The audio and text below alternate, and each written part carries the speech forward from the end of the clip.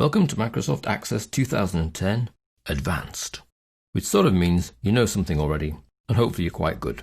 Let's have a quick skim through what we'll be covering in this title, see if it's of any interest to you whatsoever. We're actually going to start out with a bit of table design, where we look at adding masks to your tables to help control the data entry, looking at indexing and how that will speed up data retrieval, and look at the odd concept of multiple field primary keys. So instead of having a single field primary key, why and how you would need two fields to form that primary key, or even more.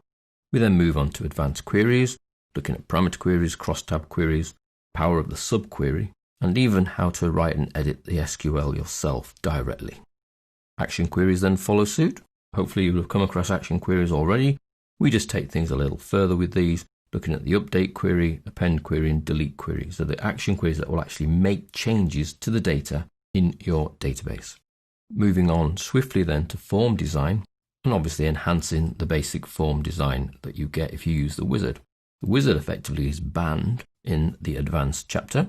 So you need to be able to create forms on your own, add combo boxes on your own, add subforms on your own, and look at linking forms from one form to another. So we're linking the data from one form to another, passing that data from one form to another effectively.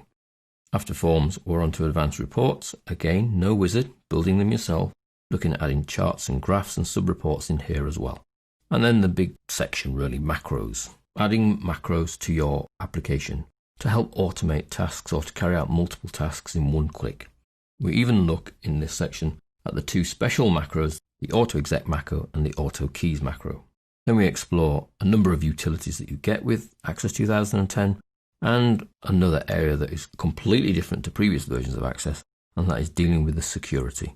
Looking at splitting your front end and back end, looking at creating an ACCDE file, potentially distributing your file using Access Runtime. So there's lots of different little items there that make up the whole security envelope. And then finally, we look at using Microsoft Access with a SQL Server. In this case, using Microsoft Access as your front end, your application front end, and SQL Server to do the holding of the data and any other little clever bits that it can manage as well. So that's Microsoft Access Advanced 2010. Hopefully you'll find something within here that interests you, and you'll learn something that you can then go on to use in your database building future.